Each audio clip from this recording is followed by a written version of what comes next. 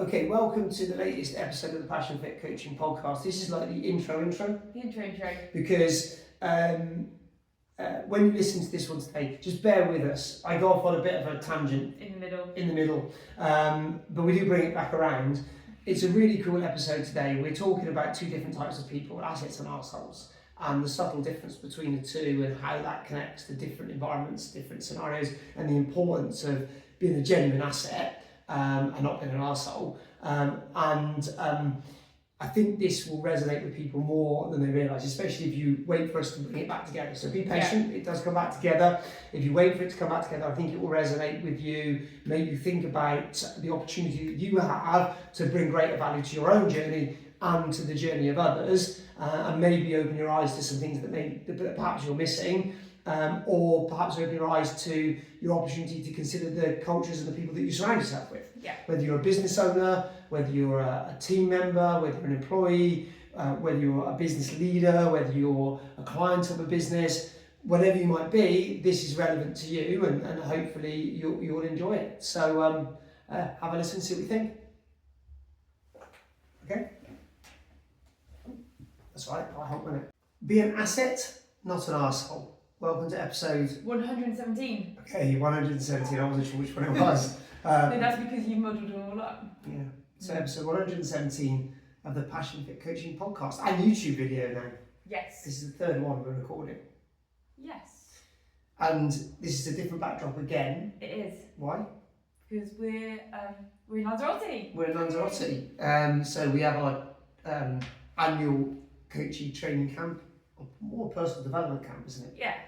Starting in a few days' time, about 6 days' time, and Lyds and I have come a little bit earlier to do a little bit of training and some route recceing. Yes. Because we're doing a little bit more off-road this year than we have done in the past, and so we were here to try and just check out some routes before everybody else arrives. Yeah.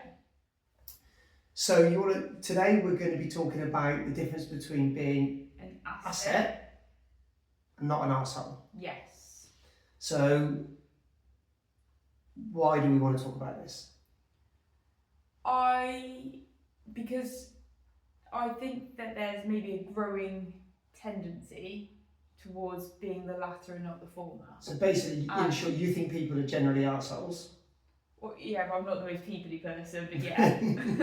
And you think they could do better by focusing on being an assets? asset, yeah. Okay. And we'll try to differentiate between the two. Yeah, what the two actually are, yeah. Okay. And why it's important. And this links a bit to the saying that is probably not woke enough for the modern world now, and certainly wouldn't be allowed by any HR departments in any businesses, which is the saying, which was one that was quite popular within the corporate world I worked in, which is it's better to have a hole than an arsehole. We never used that one. Did you not? No, you wouldn't. You probably wouldn't have done beyond that. Yeah. But that was a phrase that definitely got stopped from being used, but actually probably rang true and still probably rings true today. I should suspect. I think the term that we used was there's probably a further development opportunity for that individual somewhere else. Yeah, maybe you can prosper elsewhere. Yeah, that was probably the it's more PC and woke way of saying it. Yeah. So we think about this quite a lot, don't we? As a community, as a culture, and as business owners. And I think first of all, maybe we should differentiate the difference between a client and an asset. That's probably quite important, because if you're a business owner, or if anyone has a business, or I guess all of us at some point are clients of a business. If we are a member of a health club, if we go to a restaurant, any businesses, any services that we pay for, that we use, fundamentally we're clients of. And as business owners, you will have clients. But ultimately, what we really want as business owners, particularly small business owners, is we want assets. And this will link into the bigger picture of society as a whole, hopefully, in a minute we connect it up. Because Lydia decided just before we were recording this is what record it on. So I haven't had a huge amount of prep time. So I'm going to be talking kind of from my understanding and feeling about what this really means. And the difference, what do you see as the difference between a client and an asset? For me, an asset is someone you would miss if they're not there. Okay. They're actually indispensable. and you want them to have presence. So an asset is somebody that you would miss if they weren't there. Yeah. But I mean, you'd miss a client, wouldn't you? Financially. Only financially. Okay. That's the thing. So that's Right. why I mentioned presence and their presence. Yeah. And So what they bring. Yeah. So the difference for you is that a difference between an asset and a client is someone that you know fundamentally only brings value to your business. Yeah. Through paying you money. Correct. Whereas an asset is someone who adds more value than just paying you the money. Yeah. And the small business owners, having assets is more important than having clients, I guess. Yeah. Okay, why is that for you? Because obviously you own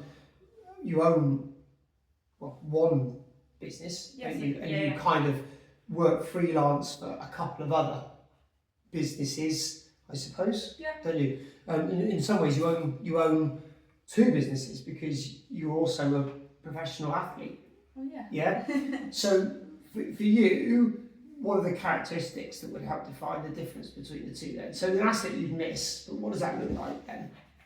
So in terms of like, I guess from like a coaching like side of things, I would say an asset is someone that it's a two-way learning process. Right. So you're learning from them and they're also learning from you. So it's a collaboration. Yeah. Yeah.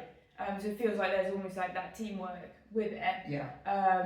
And there's, I'd say, a higher level of ownership. Yeah. So it doesn't feel like you're simply like in the sort of like triathlon coaching side, like writing in the training plan, they're going off and doing it. Yeah. It's more about you can see that they're wanting to grow and develop, but also what they're also probably looking to do is how can they contribute to evolving the culture. Yeah. Or assessing the standards for a culture that's being created as well.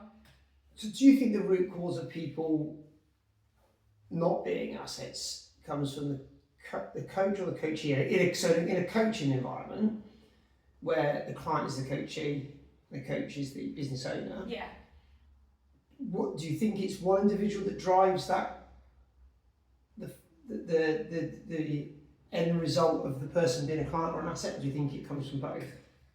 I think, well, firstly you have to have the sort of coach and environment that's going to facilitate that. Right.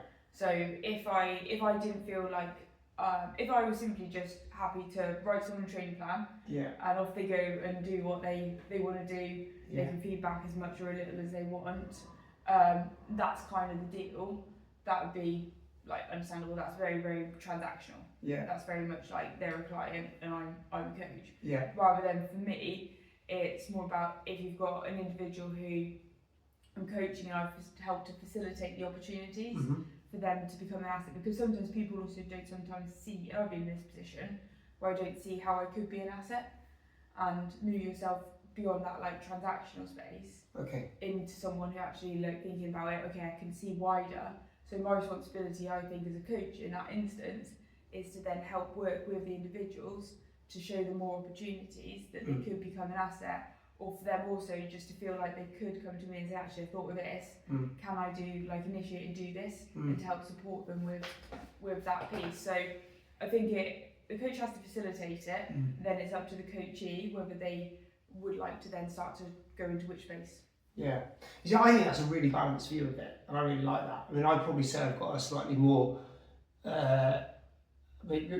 slightly less balanced view of it, or maybe a slightly stronger. I know which one I enjoy more. What, mine? No, like in terms of... That's it, right, or a rant or a calm do.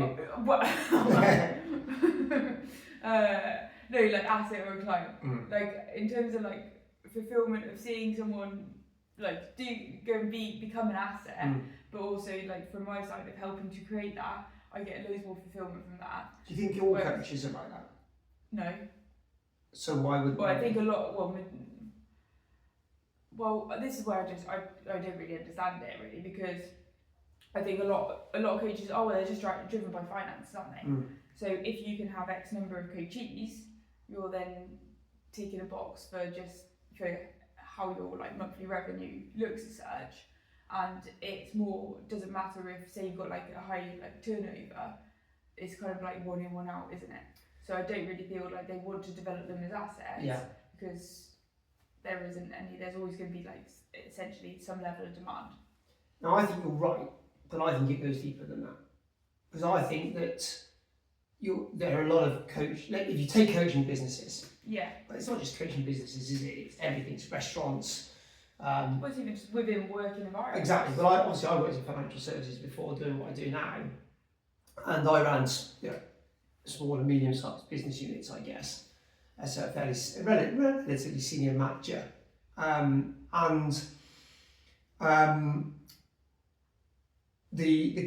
the way that different managers drove the culture within those business units varied greatly based on their own values and beliefs. I think for me, I think that business owners and coaches that are only really interested in having clients are a bit weak. If I'm honest, a bit soft. Not soft, not that, a bit weak. It's lazy. Yeah, it's really lazy. I think that if you take it from a coaching perspective, and I think it can also be driven by a little bit of insecurity. It's like, so you don't have the confidence to build assets, because the thing is, if you build assets, then you're effectively, you have to be comfortable with the fact that those clients and assets make a contribution to you. You have to be open to the fact that they can help you grow and develop. You can't be arrogant and fixed about the way that your business is going to run and the way that you're going to do things. You have to be open to dynamic change that comes from the suggestions and the behaviours of the people that you have chosen to work with. And so I think if you're insecure about your ability or the value that you add, then the risk is that you'll try to avoid assets, because obviously one of the things assets will do is they'll push back, but not in a moany, I'm not getting a fanny from anyway, but in a sort of, look, actually I think we can be better. Yeah. And if you don't feel like you can be better and you're not open to that feedback, then what can happen is you can be resistant to having assets. And then what happens is you try to drive your validation through the acquisition of more clients to get more money. And then the culture just goes in this vicious circle, because by driving more clients, you're not creating a culture of assets and collaboration and growth and evolution and development. You're just creating a culture of, if you pay me, then you're in. Yeah. And if you, and that's all I want from you as a business owner. Okay, I just want you to pay me. I don't want anything else. I don't want feedback. I don't want engagement. I don't want collaboration. I just want you to pay me. And if you pay me, I'll take that as knowledge or validation that I'm doing things right. But normally that also means that unless you've got some sort of Emperor's New Clothes reputation you can lean on, you can't charge as much money. Yeah. Because you've got to bring your price down to bring those clients in, and therefore be able to and also have more clients potentially. And when I talk about the Emperor's New Clothes bit, is of course a lot of business. I mean, this is something worth thinking about. Of course, a lot of business owners, businesses, coaches, genuinely are worth what you pay. I think we're worth a lot more than what you pay for the service that we provide. There are other coaches out there that charge an awful lot more than us, and there are coaches out there that charge a lot less than us. Some of the coaches that charge more aren't worth what you pay, some aren't. Some of those that charge less are worth more than what you pay, some aren't. Some are worth less than the low amount. But it's very easy in society to get drawn into that Emperor's New Clothes perception of what is good and what isn't. Yes. And if you don't know what I mean by that, the story of the Emperor's New Clothes is where an emperor it's a very long time since I read it, funny enough, probably like 40 years. I just didn't know you could read. Sometimes I wonder if I can. But it's a story about an emperor who is very vain and employs somebody to design them this special new outfit for this parade. I can't remember what it was for. And they dupe the emperor into believing, so they basically dupe the emperor into believing they've made this kind of outfit, but the outfit is invisible. The outfit isn't visible. Well, they're not pretending it's saying it's invisible, but they don't produce anything. So basically what they do is they say this is the outfit, they hold up nothing, yeah? And the emperor's too afraid to say he can't see it, just in case he's wrong. And then all of the servants and, what do you call cohorts? I don't know. Let's roll with it. Okay, are too afraid to challenge the emperor and the designer and the outfit maker and the gown maker or whatever it is. And then all of the subjects are too afraid to challenge the emperor. So basically the emperor goes into the parade naked. And then a little boy points at him and says he's got no clothes on, and then there's this realisation, this moment that the emperor realises he's been conned and duped, and everybody else realises the same, and then it's just pure embarrassment.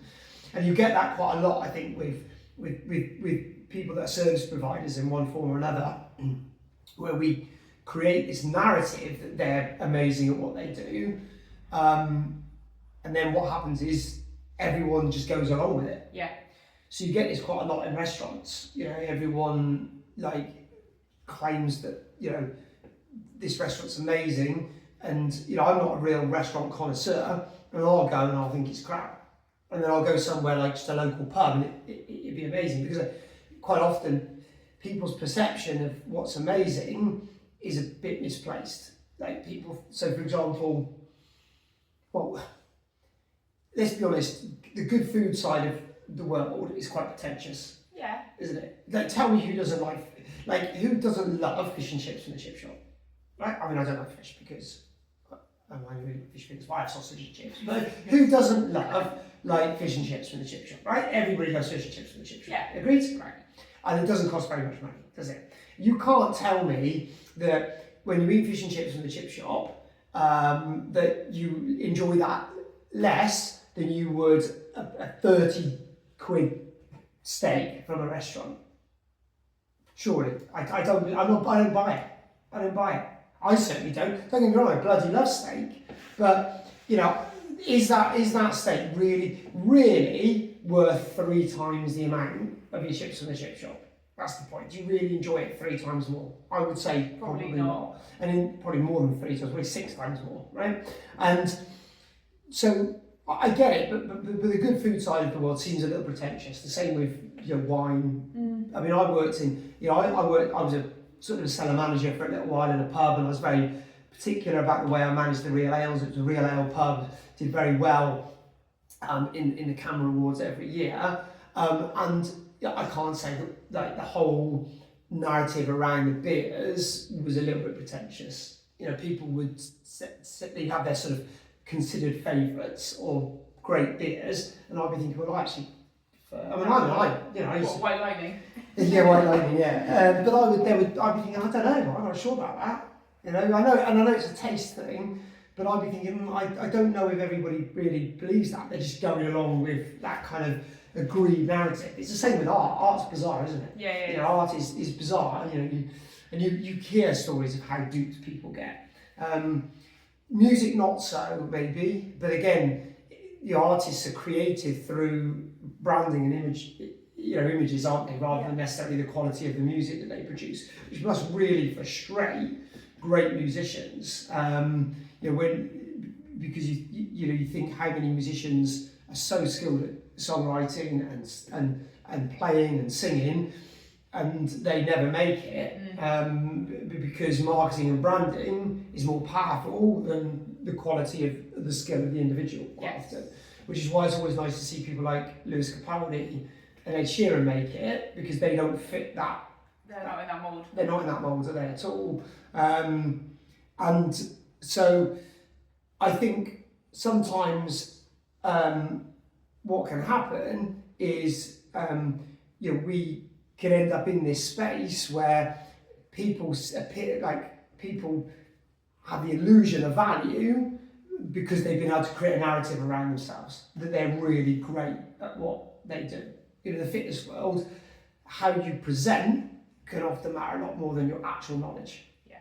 There are certainly some very, very high profile examples of that, and you watch them on TV and you think, this is just crock of shit, but you're just so good at presenting, everyone buys into it, everyone's talking about how great you are, and everyone just goes along with it all the time. So from a costing point of view, I pressed it up here. A little bit. I was good. From a costing point of view, somebody charging a lot of money, you'd think would always draw assets in, but they often don't, because the reason they're able to charge a lot of money is because of a false narrative or an illusion of greater value or expertise. And what often happens is that the people that are prepared to pay, there's almost like a tipping point, Yeah. isn't there? Yeah. Where past a certain point, the people that are prepared to pay a certain amount of money and beyond have got so much money they don't care. So they're only paying because it costs that much. It's like that luxury designer brand kind of purchase. It's the act of spending the money that makes them feel like they're involved in something more That makes sense. more valuable, right? But there's a kind of a tipping point of cost where, up to that point. So this is one of the things about us is that I don't know. This sounds a bit conceited, but I do genuinely believe we provide a lot more value than we charge for. I do believe that, and I feel very confident sitting down and demonstrating that to somebody. And I'd hope that if our current clients, assets, community members sat down and thought about it, they would agree. And I have thought about, do we charge more money? And my concern is that if we charge any more than we charge at the moment, we start to get into the realms of pricing people out. Yeah. So we're already in that space a little bit, which is why we do some concessions sometimes and some scholarships. And we try and give our clients ways of generating value for our business that they can offset against the cost. But I'm worried that if we charge more, what would happen is we price the right people out. So we price the assets out and we'd end up with basically arseholes that could afford us. And so what we'd end up with is a problematic culture, and I'd rather charge less for the right people to be able to be part of what we do. And so I think that, let's bring this right back around. So I think as business owners and coaches, you've got to have the humility to not validate yourself through how much money you make or how many clients you have, but validate yourself through the type of people you attract. Yeah. That's what I think you should do. And the same, I think this goes for almost any business, to some extent. I mean, some businesses, I guess, that's impossible to do. But I think it goes, certainly for small business like ours, it definitely is the case. And there's no doubting that even when I worked in financial services, I remember getting rid of I remember having a customer once. He was horrible. I can't remember his name, which is a good job because I think you probably shouldn't disclose that anyway. Probably shouldn't, no. And he was really, really wealthy. Had a lot of products and services through it, so we made a lot of money out of it. Now it wasn't my business, obviously. I was working for a big high street bank, and but he treated the staff awfully, and thankfully, my customer services manager, who generally dealt with him over a period of about 2 or 3 years, had always kept detailed notes on every interaction either a member of staff had with him or he'd had with her, and often written down what he would have said. And he really upset a couple of quite important members of my team, not very senior, quite junior members of my team, but really upset them once. And he had a valid complaint, but the way he behaved was wholly inappropriate. And I remember in the end deciding that I would take on, so instead of my customer services manager taking on a complaint, I decided to take it on as a senior manager and resolve it, which we did. And he was really grateful. And he was always a lot, funny enough, he always treated me a lot better, partly because I think I was a man, because he was always generally more horrible to the female staff, and because of my seniority, I guess. And I remember having the conversation with him, which was that we resolved this complaint. He was really grateful, and I said to him, look, I'm really pleased that you're happy with the resolution of the complaint. I'm glad that we've done that for you. It's really important to me. But there's one more thing I need to talk to you about. And he said, what's that? I said, we need to discuss the fact that we're going to be closing your account. And he obviously went a bit mad and then calmed down a bit. And I said, you've got 1 month of notice and we'll be closing your account. So you've got 1 month to find alternative banking. Anyway, it turned out, that was, long story short, that was the end of the conversation. About a day or two later, I got a phone call from our basically head of retail banking. So a person being paid, I don't know, millions a year, literally, to do the job they were doing, about 3 or 4 grades higher than me. And I had to get the call from her. I got it from her office. And they asked me the question, like, you know, have you had interactions with this customer? And I said, yes, I have. And they said, look, you know, he's raised a complaint to this office because he knows this head of retail banking. He's on an Olympic committee with her. It's like, right, okay. And I, you know, obviously I did panic a little bit at that moment in time. And then I thought, hang on, no, just hold your nerve here, because this guy is a very good client but a really poor asset. And I said, look, I think before you make any judgment calls on it, go and review his customer file. Go and review everything that is on record about him, and then let me know how you feel about the decision that I've made. Because obviously if they'd overruled it, then that would have been, I probably could have got in a bit of trouble. And about a day, maybe 2 days later again, they come back to me and said, no, we're going to back your decision, we can see the records, we totally agree, we've let them know, and yeah, you can close this account at that point in whatever, 25 days time. I was really proud of that. Obviously I remember it still, you know, you're talking well over 20 years ago, 25 years ago probably, that I did that. I'm really proud of that decision, because it was a really, really brave decision for me to make, because the consequences for me could have been quite severe, and I just stood by my team and I stood by what I thought was right. And I made a decision, because not only was he really was, not only was he, not an asset, he really was an arsehole. He wasn't even an okay client. He was a horrible person. And I'm really, really pleased with that decision got made. And of course it was really valuable to the culture, because it led to a huge amount more trust for my team, because they knew I had their back when they were doing the right thing, and that I wouldn't allow somebody's spend with us to override their behaviour and the impact that they had on them. And it wasn't ever my intention, I just wanted to do the right thing, but it really did transform my relationship with the staff members in particular that have had lots of ongoing interaction with him.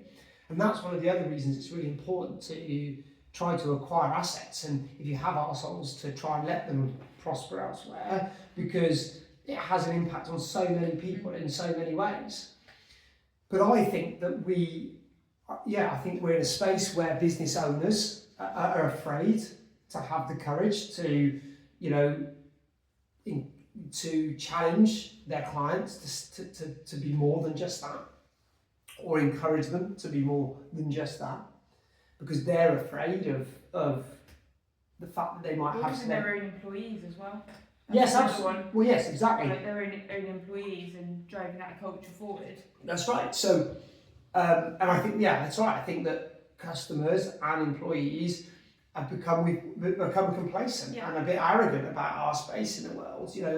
As clients and customers, we often think we have some sort of exceptional right to disproportionately moan about everything. But when we do, and sometimes we do have a good right to moan, but one of the things that people don't do is praise. When it's gone well. Yeah. And that really frustrates me. Everyone takes the time to complain. We cycle, in the summer on mountain bikes, we cycle through what is a massive building site at the moment, basically. Oh, yeah. So it's not, the road's open, but the building is going on all around. It's a huge road infrastructure project, and they have to keep this road open that links up certain parts of the area. And we ride on this road. Occasionally it moves, doesn't it? Because they move. You have these little contraflows, but you really only go. It's only really cyclists, horses, and the farmers that go along the road. Anyway, there's a big plant crossing. Not like Triffids. You know what Triffid is, do you? Yeah, no. Is that from More Than Once? No. No. But it's similar, but they're the Triffids. It's fun. Like Audrey. I've got a division. Like Audrey 2 in Little Shop of Horrors. No, not parts of that. I mean like big. I know what it is. I like cranes and diggers. A caterpillar. Cats, not a caterpillar. They have to cross this road all the time, don't they? To go from one part of the site to the other, and they're constantly crossing.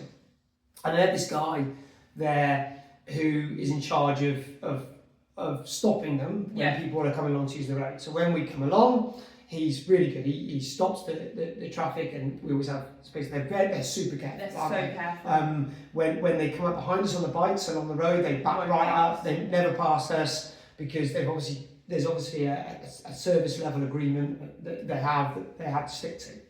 But the guy that mans the crossing also always chats to us and waves at us and says hello to us when we go by, even when he doesn't have to stop any traffic.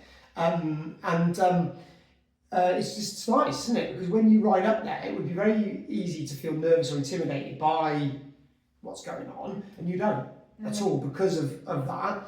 And so, but if it was bad, you'd be very quick to complain, wouldn't you? Yeah. The first time it happened. And after riding up there for 4 or 5 months, I said to you, we need to do something about this. We can't just keep riding up here, really appreciating what's going on and not do anything, because we would complain if it was bad.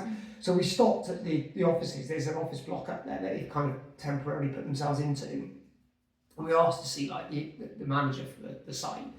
And she came out in a panic, didn't she? Yeah, she was really flustered. And her name was Lydia as well. Yeah, it was actually, yeah. And she came out in a panic. And she's like, I think she actually said to me, what's happened? Yeah, I said, well, hang on. It's all right. It's okay, nothing's happened. And we just basically gave her the positive feedback.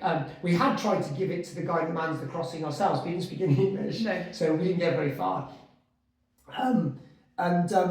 Yeah, she just seemed really grateful, didn't she? Yeah, she was. We hadn't been able to find a way to feed it back, so we just thought we'd stop and ask. And I don't think people do that enough. No. I think that we have a right to complain and challenge when service standards and experiences are not where they should be. But an asset is somebody that will challenge, but also support.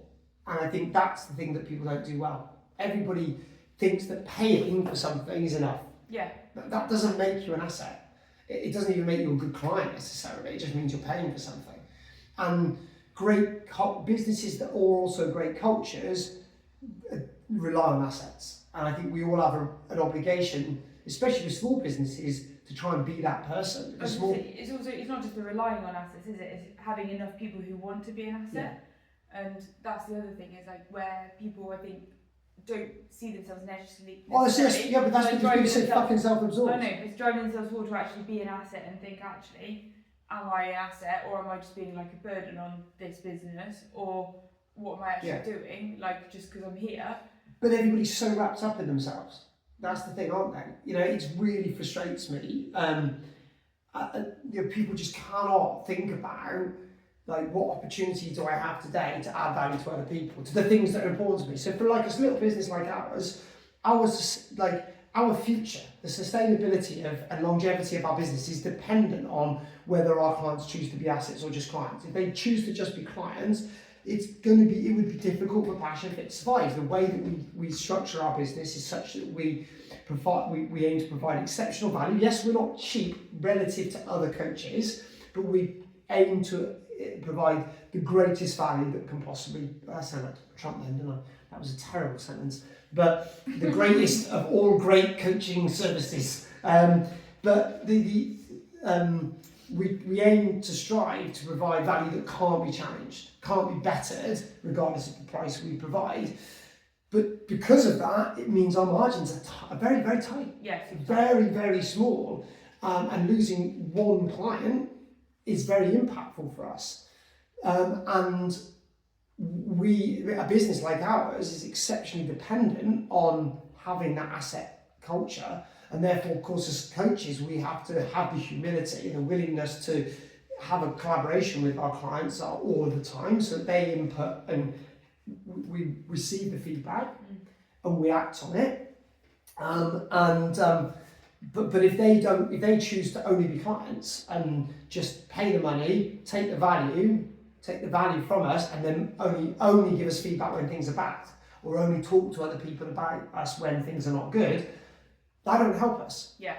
We need people, and all businesses like ours are the same. We need people that get value, not just benefit, get value from what we do, to help us evolve, grow, and sustain the environment that's giving them that value. And this is exactly the same. You mentioned it just now. This is exactly the same if you're an employee. It doesn't matter what. You could be an employee, you could be a customer, you could be a member of a sports team, you could be a member of a volunteer group. It doesn't bloody matter. absolutely, you could just be a member of a team of leaders like you, me, Lauren, and Nat are. Yeah. We have to be assets to each other, you know, and so this comes back to I guess the whole point at the beginning is that being an asset is something that you just need to be as a person. You need to be an asset in every respect to every environment you're connected to. That's what this comes to, isn't it? Yeah, exactly. And I don't think, like I said, I think people are just so wrapped up in themselves now in the world that we live in, they forget about the fact that every day that you wake up, you have a choice. You have a choice between taking what you can from the world and the things that you're connected to, or you have a choice to try and give something back. And I don't think people take that second choice very often anymore. I just don't think they do. I don't think people spend their days thinking. I think people think the opposite. I think people think that the world they're almost like entitled, or like there's a debt that needs to be repaid to them, rather than them wanting to do something to repay the opportunity they've got in life just by existing. Yeah, people do have quite an entitled attitude, and people just want to float through life and wing it and not think about adding value back. They just want to take all the time. I'm not saying that people do it from a narcissistic perspective or, you know, really toxic, deliberate perspective. I just think it's a bad habit that we're in. I don't think people do that. Now, the irony is, or the paradox is, that when you spend your time thinking about the value you can have back and attempting and doing all you can to do it, you actually get more by yourself. Yes. Now, again, this is not to be confused with people pleasing. We've said this before. Yeah. People pleasing is different. People pleasing is there's a whole episode on this. I think Lauren recorded it, didn't she? Maybe a year or two ago now, but because Lauren's a bit of a people pleaser, so she felt it was more appropriate for her to record it, because I'm definitely not a people pleaser. I really couldn't give a shit if someone's upset if I think I've done the right thing. That's not true. I do care, but if doing the right thing will upset somebody, then that's the trade you have to make. Absolutely. Why wouldn't you? People pleasing is a guilt-driven thing, isn't it? People pleasing is like, I don't feel happy about the value I add or, you know, the contribution I make. So what I'll do is people pleasing is try not to upset people rather than trying to add value. They're not the same. So people pleasing is trying to make sure you don't do anything that might upset anybody. And sometimes adding value is upsetting somebody, isn't it? Yeah. You know, so sometimes being an asset might be upsetting somebody, and so that's a very important differentiation to make. You mentioned it, like I said a minute ago, it's the same if you're a member of a company, an employee. You can't just be driven by consequence or reward. You know, this links back to our podcast on ownership. You have to be driven to be the best version of you for the company you work for. Now, when I worked in financial services, I'm not going to say I hated my job, because I didn't. But the reason I didn't hate it is because I chose not to. I hated what we stood for as an industry, and I hated the way that we went about our business. But I'd signed the contract and I was taking the money. And what that meant is, whether I agreed or I didn't agree, I had an obligation to be an asset to that business and an asset to the people that I work with. And my obsession with that, possibly in the end, was that it probably caused me more problems than anything else, because when other people weren't, I had almost zero tolerance for them, and that was pretty obvious. You know, if someone wasn't an asset to my team and the mission of the business that I was taking the money from, I couldn't tolerate it, and I wasn't very good at hiding that. And in the end, that caused me quite a few problems over the years. And I'm a little disappointed with that, but in some ways not. I'm proud that it mattered that much to me.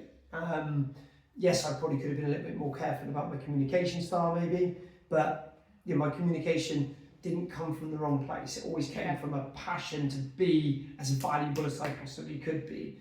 And I think that's, it's just, I totally get why you chose this topic, because it's just lacking, isn't it? Yeah, and I find it odd that, like, I mean, I've definitely have fallen into the other side of this category as well, like, so I can see it from both sides of, I haven't always been like an asset, and I haven't always necessarily taking that step back to think, actually, am I being, in these current situations, in the like opportunities I've got, am I being the best asset there? Am I going to be the person that someone's going to ring and want me on their start list, basically, in any situation on any day? I also haven't thought about it from the other side, at those different points in time, about whether am I just being a drain on myself and a drain on others by not being an asset, because you're inadvertently both.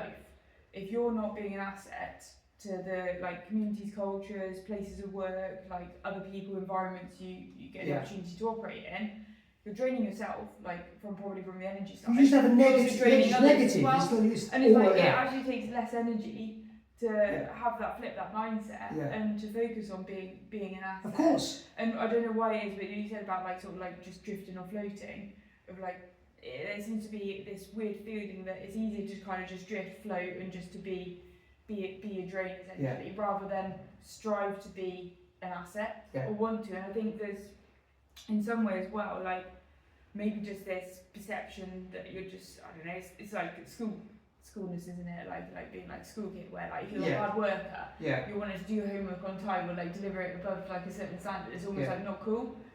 Whereas, and I think that sort of like mindset seems to still float along of like in society, of people are like, oh well, we'll just take the mick, it's that bringing down to common denominators. Yeah, but that's because people take the mick, they challenge people who step up because it's common denominators. They feel insecure about it. They're projecting their insecurity onto that person.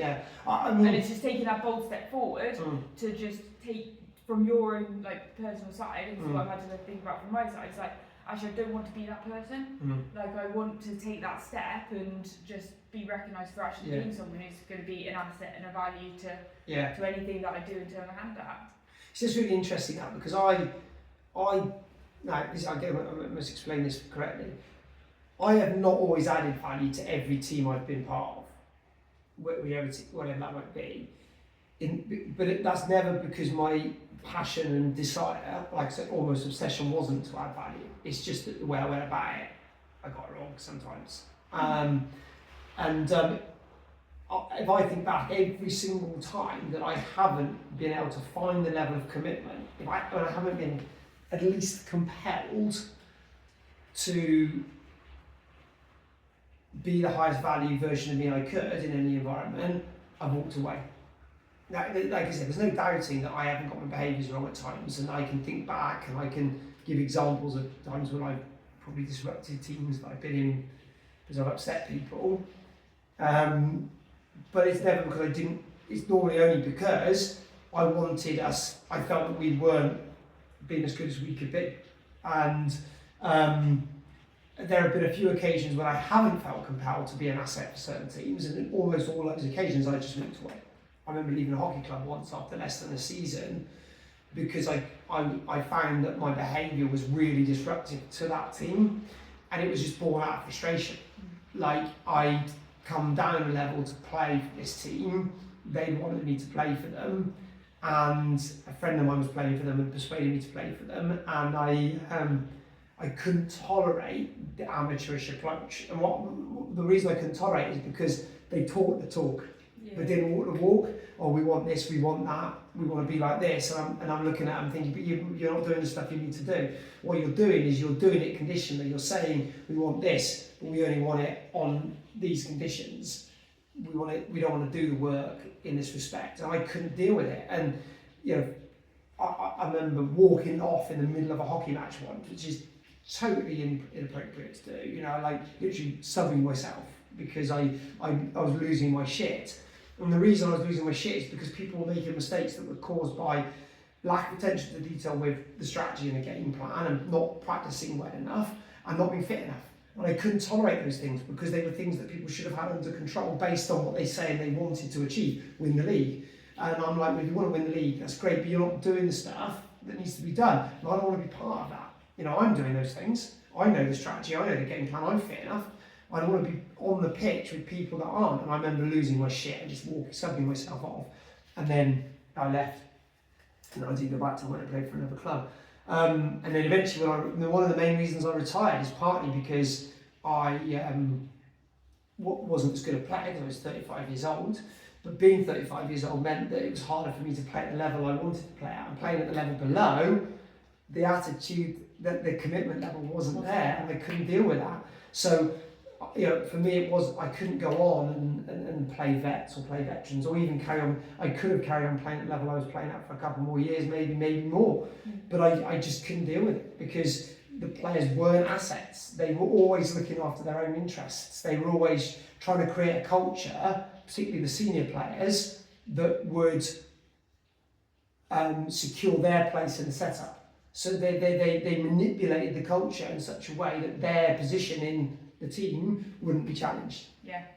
So they didn't want to set high standards of fitness because they would have to be fit. Yeah. They didn't want to set high standards of appearance because they'd have to meet those standards. And I couldn't cope with that. I would have rather set a high standard, have, a youngster surpass your standards. Correct. Yeah. And then get picked ahead of me. Yeah. Than because it was better for the culture, and then step back and support their development. Correct. Yeah. Like Roy Kent. Hey. Yeah. But the other players didn't want to do that, and then what happened is I walked away. A lot of the senior players stayed in the team for maybe another year or so, then decided to retire, left, and then the club collapsed a bit because all those players were just trying to hang on to that extra year playing at that level, but they were doing it for themselves. They talk the talk, oh, it's all for the club, it's all for the club. It was nothing to do, no, it was crap, it was a crock of shit, it was nothing to do with the club at all. You get it in the business world, leaders and members of the teams talking about how much we're bought into the team, we're bought into this company, but what they're really bought into is their own reputation and how well they'll do will then lead to the next thing. And that's been an arsehole, not been an asset. And so, I think that's probably it. Yeah. Yeah? Yeah. Done, yeah.